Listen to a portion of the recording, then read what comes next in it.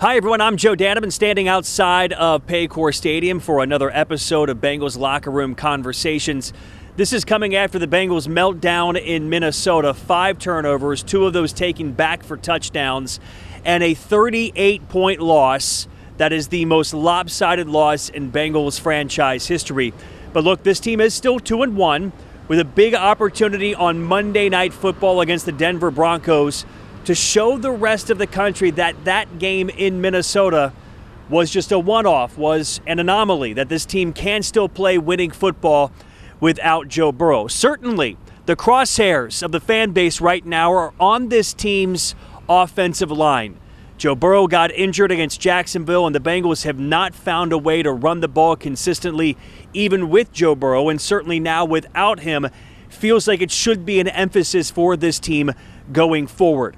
Chase Brown only has 93 yards this season on 47 carries, so everyone in Cincinnati is wondering, why can't this team run the football better?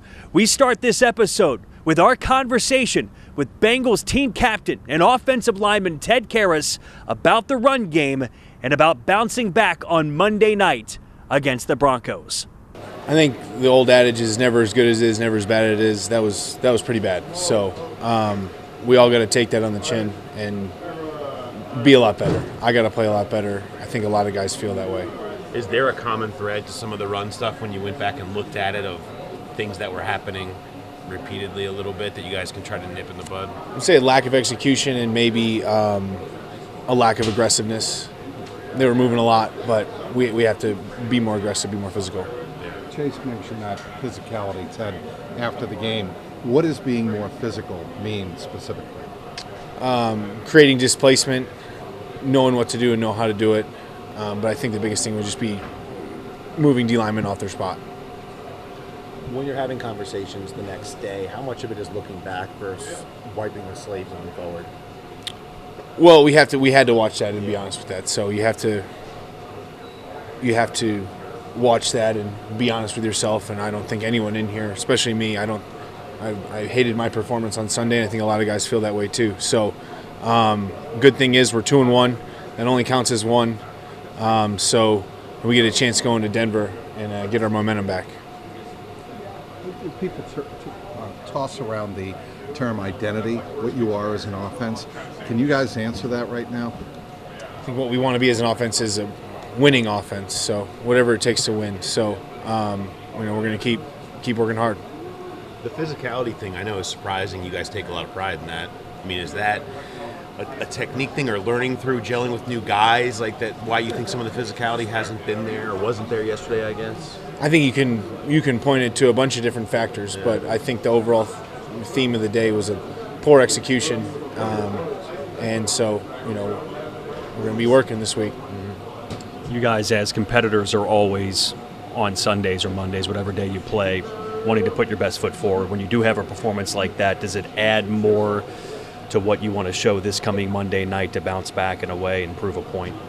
I think being a competitor, we're always going out there to win. So obviously we want to prove that game was an anomaly. So the only thing to do is work. We don't want to let our teammates down, our coaches down, and the city down. So know that we all feel pretty horrible about that game. So we'll be in here Wednesday ready to work. Do you have confidence in the group that you guys as a whole have the right pieces to make this thing a positive going forward on the offensive line? Yes. Yep. Feel good about it. We're going to just get to work. That's all you can do. You got to take that one on the chin. I know we are, and that's the reality of this league. Luckily, it's a week-to-week league, so we have to go out there and put a better performance out Monday Night Football.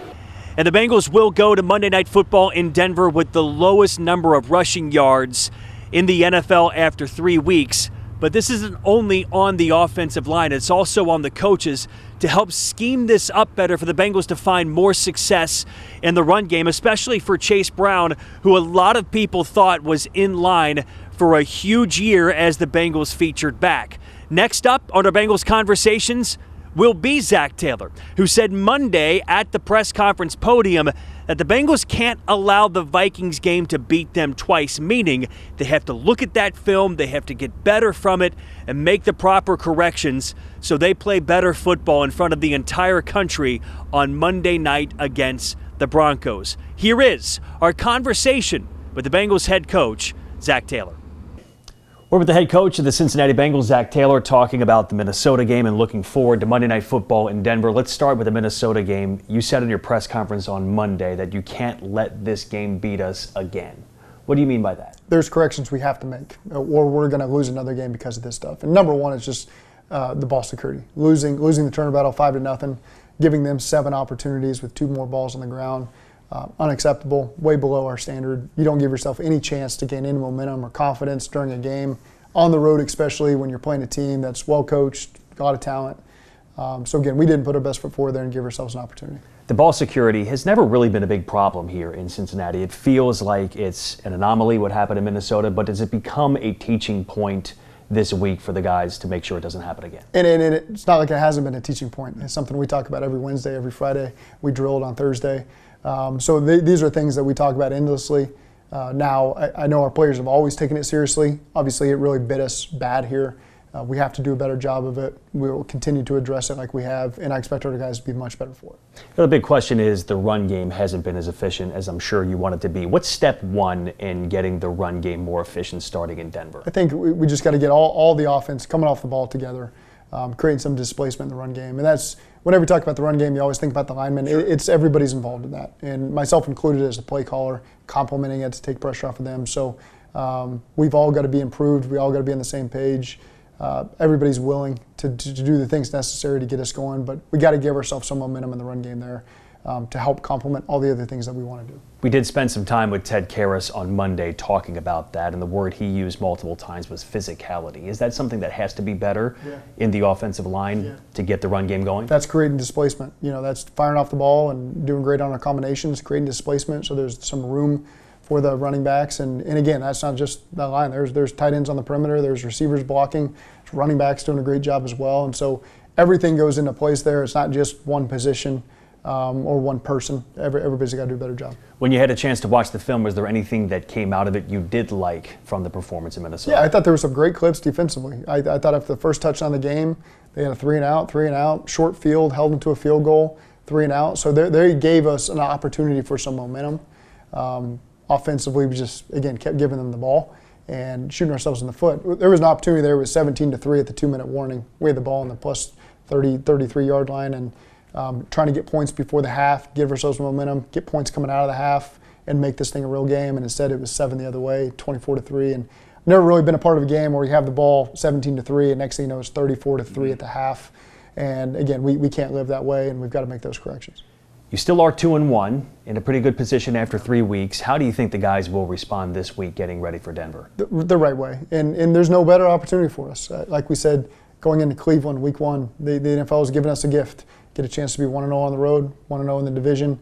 And now we get a chance to go on Monday Night Football and put a great performance together to get ourselves to 3-1 and put this one behind us and show that we've learned from our mistakes. And so what better opportunity to be able to do this on a national stage, and I expect our guys to be up for it. When you and I were younger, Monday Night Football was the biggest game there was. You're now involved in it. You've been on Monday Night Football many times. Does it still feel different when you get that spotlight game on Monday night? You forget about the TV aspect, at least I do. It's the nighttime atmosphere, I think, is hard to beat. You know, whether you're here at Paycor or you're on the road, those are the things you can't ever simulate. You can't ever manufacture. That's a real experience. And then a place like Denver, it'll be a special atmosphere. And I expect our guys to handle it the right way. You know, they've played in a lot of road night games before. We've done some good things in the past, and I expect more of that. Okay, to finish off here, our special guests on the show this week are Demetrius Knight Jr. and Barrett Carter, 2 rookie linemen who came in the same class. What do you like about those guys off the field? Mature beyond their years. You know, both guys that are built the right way, wired the right way, have earned everything they've gotten over the course of their careers. You know, talking to Demetrius and his journey from Charlotte to Georgia Tech, and from Georgia Tech to Charlotte to South Carolina, Barrett Carter moving from Chicago to Georgia and having the opportunity as a young kid to play football in warmer weather and what that did to shape him as a player. And both those guys have earned everything they've gotten. They've shown tremendous leadership abilities, both team captains in their colleges, and they've done a great job walking in the door here and really helping our team. And you think back to last season, one of the most exciting games the Bengals played here at Paycor Stadium was the overtime win against the Denver Broncos. And look, this is one of 5 straight games the Bengals are playing against playoff teams from last season. They lost to Minnesota, now they play Denver. After Denver, it is Detroit, Green Bay, and Pittsburgh. So you understand the urgency of what the Bengals have in front of them right now to get this fixed and play better football on Monday night against the Denver Broncos. Our last conversation is with Jalen Rivers. Jalen is a rookie offensive lineman who came in for Dalton Reisner, who left Sunday's game with a calf injury. So the Bengals are down both Lucas Patrick and, for the time being, Dalton Reisner, and that might put it on Jalen Rivers to be a starter for the Bengals on Monday Night Football against the Denver Broncos. Same conversation we had with Ted Karras about the urgency of the run game and protecting the quarterback. We also have with Jalen Rivers and his new role as possibly a starting offensive guard for this team for the foreseeable future here in Cincinnati. Not counting preseason games, when was the last time you repped at guard? Last year in college, Okay. you know, and during combine training and NFL training, you know, of course. But real life game last year at Miami. Okay, and you have repped it quite a bit in training camp here. Did you feel comfortable there? Yeah, I mean, I've been playing guard and tackle, but mostly guard a lot during my college career too. So it's not foreign to me or not new to me. So I felt great when my name was called and a guy asked me to go to right guard. But yeah, it's just not my first time. It sounds crazy because it's not a great situation for anyone, but for someone thrust into that position, is it almost a little easier when the game is out of hand like that, where as opposed to going in and say it's a tie game and you're going in right before? I mean, as a rookie, when you get thrown in at first, it's like, okay, this is my first time being in an NFL game, so I didn't really look at the score as like it's a different ball game if I was getting thrown in. If it was a tight game, it wouldn't have mattered to me. Did you have a welcome to the NFL moment yesterday? It's not like not like I got put on my butt or something, but I mean, it was one play where, you know, we were past setting and the D lineman chose me to run full speed and try to bull rush, but I guess that was it. But I don't think anything particular bad that happened. That was a welcome. A lot of rookies talk to Jalen about the speed of the game and how quickly you have to react. What was that like for you? I mean, like you said, as a rookie going into your first NFL game or in the NFL in general, just coming here at my first practice at Bengals during training camp, you know, the speed of the game, everybody is quick, everybody's elite, so their get off is insane, you know, elite, so you're going against great players every single day. So that was a quick adjustment because, you know, in college you got some people on your schedule where it's like, okay, you're facing an FCS team, you're facing like a lower scale team, but in NFL everybody's good, everybody's elite. And to that point, what about recognizing different looks, maybe looks you haven't even seen on film in preparation for the game? How challenging is that? You know, definitely looking at film before games, preparing for teams. I've seen looks that I have never seen in college before. So, I mean, I took it upon myself, even when I didn't get in these last 2 games, making sure I'm taking a bunch of notes, making sure I'm prepared for these opportunities if my name gets called like I did yesterday. So, you know, you're going to face a lot of looks, and we're going to continue getting a lot more looks. So it's important for me to, you know, when my name is called again, I'm going in games and preparing for these teams that I'm taking what I learned in the film room onto the field. You do this long enough, there'll be days like that go sideways.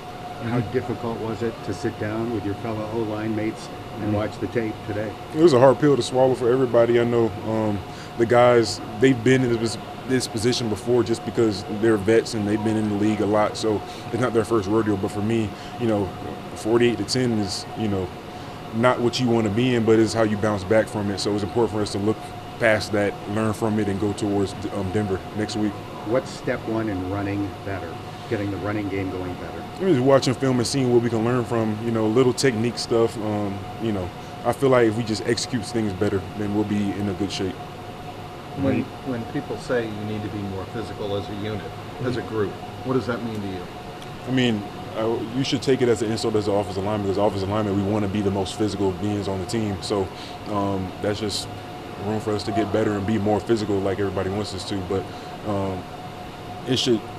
We got to learn from it and just move forward and be more physical like everybody thinks and we think too watching our film.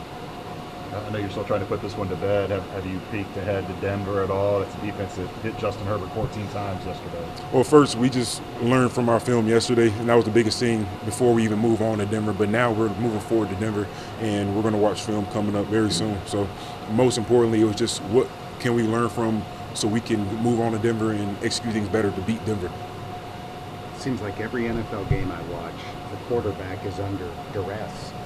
I know you haven't done this a lot yet, but how hard is it in this era to pass block in the NFL? I mean, it's very hard. Like I said, you're going against elite rushers. I mean, not everything's going to be super clean, and you're not going to have the cleanest pocket, but you're going against a lot of teams are bringing different looks at us, a bunch of twists, games, blitz. So it's a matter for us to learn from it and pick it up better. It is the 2-1 Bengals and the 1-2 Denver Broncos on Monday Night Football. You just heard from Ted Karras, Zac Taylor, and Jalen Rivers in this episode of Bengals Locker Room Conversations. We'll see you next time on another episode here on Fox 19 Now.